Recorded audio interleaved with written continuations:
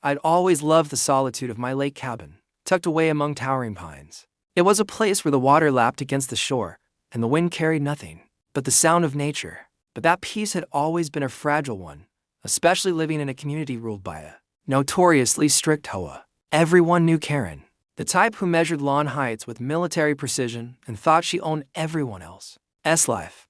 I never had much to do with her, mostly because I knew how toxic her personality could be. That morning, I arrived at the cabin with plans to review some paperwork and enjoy a rare quiet day. My schedule was unusual because I was expecting a very important visitor, a representative from the state attorney general's office, who had expressed interest in reviewing HOA practices in our county. I had been careful to keep it discreet, knowing that news like this could provoke the worst kind of retaliation from the HOA. I thought I had every angle covered, every door locked, and every window secure. Yet, within 30 minutes of settling down, the unmistakable sound of footsteps approached the cabin. At first, I assumed it was a neighbor or someone curious about the lake. Then the door flung open, and there she was, Karen, striding in as though she had a legal warrant in hand. I froze. This wasn't a casual check. She had that smug sense of entitlement, a glare that could intimidate the unprepared. She carried her clipboard filled with notes, violations, and some sort of imagined authority that she clearly intended to enforce right then and there. Karen had no idea that I had a visitor inside. She barged past the living room, inspecting every corner, every piece of furniture, muttering complaints about the property. It was like watching someone perform a power play. Convinced that I had no right to my own space, she was oblivious to the small recorder I had set up, just in case her behavior crossed legal boundaries. The tension built, thick enough to feel on the air like the heavy humidity before a storm. The problem was, she had underestimated me. I had not only anticipated her intrusion, I had quietly ensured that everything was documented. As she moved deeper into the cabin, I realized that her arrogance was about to collide with something far bigger than HOA threats or petty fines. Inside, unbeknownst to her, the state attorney general's representative had just arrived. Karen, thinking she was the enforcer of property rules, had no idea she was about to be caught in the crosshairs of state-level authority. The moment stretched, Karen's eyes scanned the room, oblivious to the serious presence she was now in. I stayed calm, knowing this was not just about standing my ground anymore. It was about letting the law reveal itself. She finally noticed a figure seated calmly, papers in hand, and paused. Her smug confidence wavered for a fraction of a second, and that split second was all it took to shift the power dynamics entirely. By the time she realized who was actually there, it was too late. The HOA enforcer's narrative had collided with the law in a way she never expected. That moment, suspended in the tense quiet of the cabin, marked the beginning of what would soon be the most explosive confrontation in the neighborhood's history. Karen froze mid-step, her eyes widened as she took in the figure seated behind the desk. She blinked, then tried to recover the air of authority she carried into every HOA confrontation. But it was useless. The presence of the Attorney General's representative instantly transformed the room. Karen's meticulous notes, her carefully prepared violations, and the aura of self-importance evaporated under the weight of real authority. I watched carefully as her bravado faltered. Every inch she had walked confidently into the cabin now seemed a misstep. She was used to homeowners cowering, doors locked, cameras rolling secretly without her knowledge. But this time, the rules were different. The law was present, the kind of law that had power beyond the HOA board, beyond fines and neighborhood gossip, and she hadn't even realized it until that moment. The representative leaned forward slightly, making no sudden movements, letting Karen stew in the realization that she had overstepped. Her eyes darted between me and the papers on the desk. The room was filled with the kind of silence that comes when someone knows they've been caught red-handed but is too proud to admit it. I kept calm, letting the tension simmer. As Karen slowly regained her composure, I began to understand the depth of her obsession with control. It wasn't about property violations. It was about dominance, about proving that she could dictate the lives of others. And yet, in this moment, she had no power. Every accusation she had rehearsed in her head now felt absurd. Despite her best effort to maintain authority, there was a subtle shift in the air. Karen's presence, once so overbearing, was now vulnerable. Her posture, once commanding, bent under scrutiny. The Attorney General's representative observed quietly, making notes without interruption, creating a record that Karen could never argue against. I realized then that this confrontation would define the HOA for years to come. No amount of petty enforcement or personal attacks could withstand this level of legal scrutiny. Karen had underestimated not only my awareness but also the stakes of the encounter. The tension between her self-righteousness and the actual authority in the room created an invisible line she dared not cross again. Karen hesitated. She looked as if she wanted to retreat, to claim she had made a mistake, but pride held her in place. And in that moment, the cabin no longer felt like a private retreat. It was a courtroom, a place where her actions would be scrutinized in ways she had never anticipated. Every glance, every gesture was being recorded, cataloged, and could later serve as evidence. Her first steps toward leaving were halted by a subtle remark from the representative, quiet but firm, reminding her of the legal consequences of unauthorized entry. I could see the realization sink, and fully now. This wasn't a casual warning. This wasn't a friendly HOA conversation. This was an official warning that could escalate far beyond neighborhood disputes. Karen's face flushed red. Her carefully curated confidence cracked. She tried to regain composure, but it was clear the narrative had shifted. And as I watched her stumble through the doorway toward the edge of reason, I knew the confrontation was only beginning. Karen's retreat from the cabin was short-lived. She stopped at the edge of the porch, as if debating whether to storm back in or save what little dignity she had left. But I knew her personality well enough. She would never just walk away. Her obsession with control, with enforcing rules no one had agreed to, was too deeply ingrained. She had come here intending to intimidate, and that intent alone would not allow her to back down quietly. Inside, the air was thick with tension. I watched the subtle shift in Karen's body language, the quickened pace of her breaths, the rigid stiffness of her arms, the way her eyes darted toward the cabin windows as though searching for allies or witnesses. Her ego was bruised, but her strategy was clear. She would find a way to turn the situation back in her favor. The problem was, she had no idea the visitor inside was fully capable of exposing the HOA's overreach. Karen's steps slowed, and she began talking to herself in hushed tones, muttering about authority and illegal trespassing. But each word only underscored her ignorance of the law. Meanwhile, inside the cabin, the Attorney General's representative remained calm, reviewing the HOA regulations I had prepared. Every fine, every arbitrary rule Karen had enforced, was now laid out, with meticulous detail, highlighting potential abuses of power. It was a delicate dance of patience and preparation. As I observed Karen pacing outside, I reflected on the years of small disputes with the HOA, the petty threats over dock placement, the complaints about landscaping, the intrusive inspections. Each incident had seemed minor in isolation, but together, they formed a pattern. This wasn't just one Karen. This was an institution of overreach, and she represented it perfectly. Entitled, relentless, and blind to boundaries. Suddenly, Karen stepped onto the porch again, closer to the cabin, her hand on the doorknob. She had learned nothing, or perhaps she had learned too late. She expected compliance, a hurried apology, or at least a display of fear. Instead, she was met with unwavering calm from inside.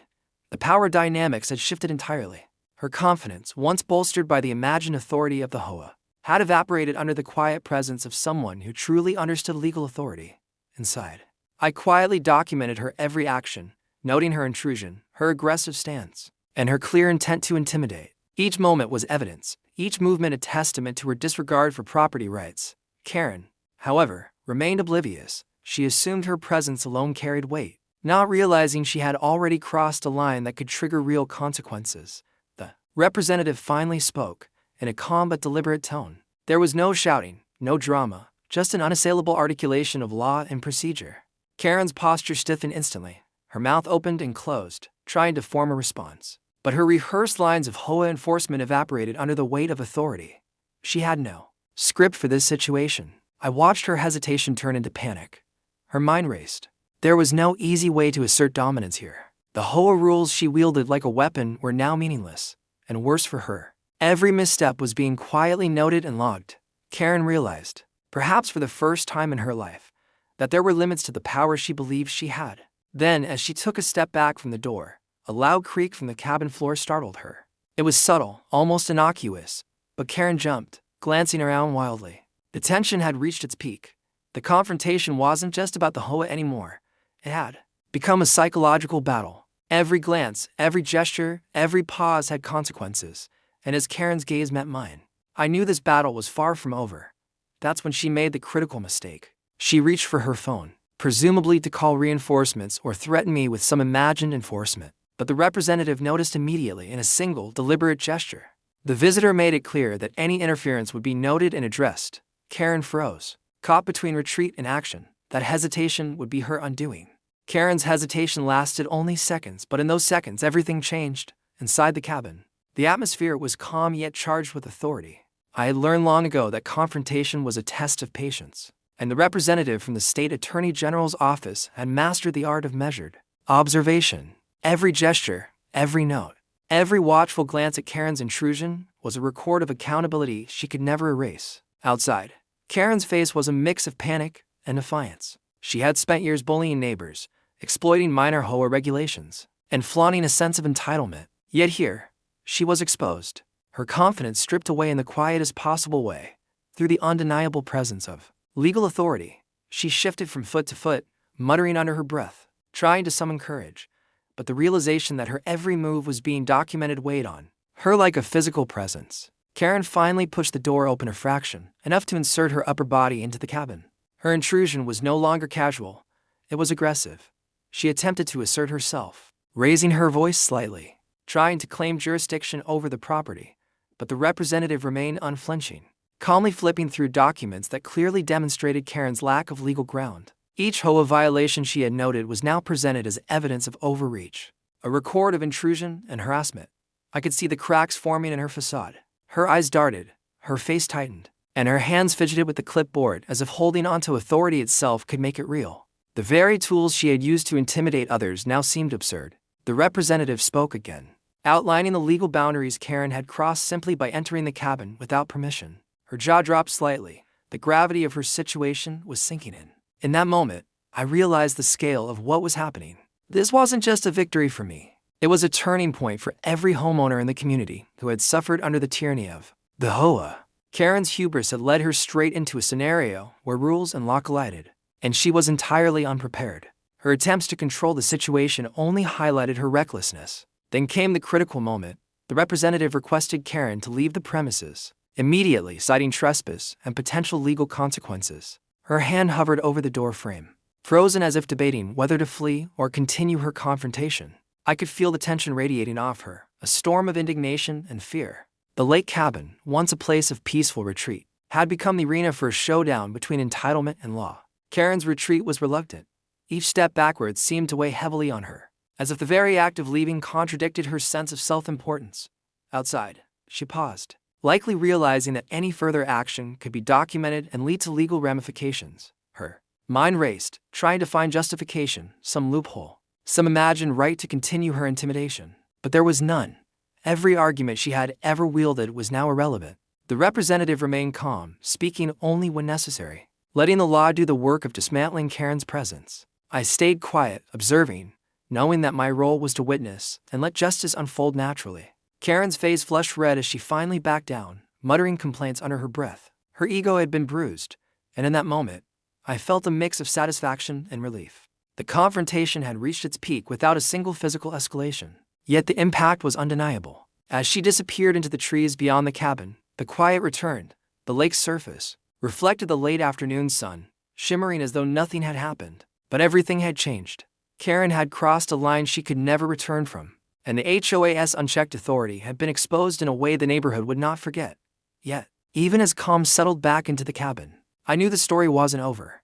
Karen's pride and obsession with control would not allow her to simply vanish. There would be a response, a counterattack, or some scheme that could escalate the situation again. The next moves would require strategy, patience, and perhaps even more legal oversight. And I was ready.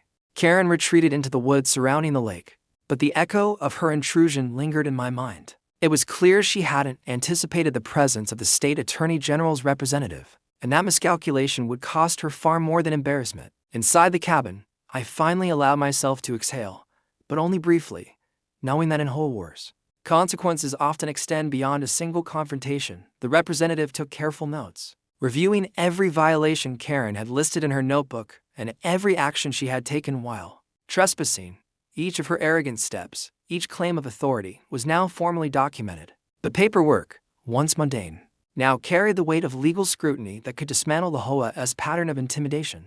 In the neighborhood, Karen, once untouchable in her little world of power trips, was suddenly exposed in ways she hadn't imagined.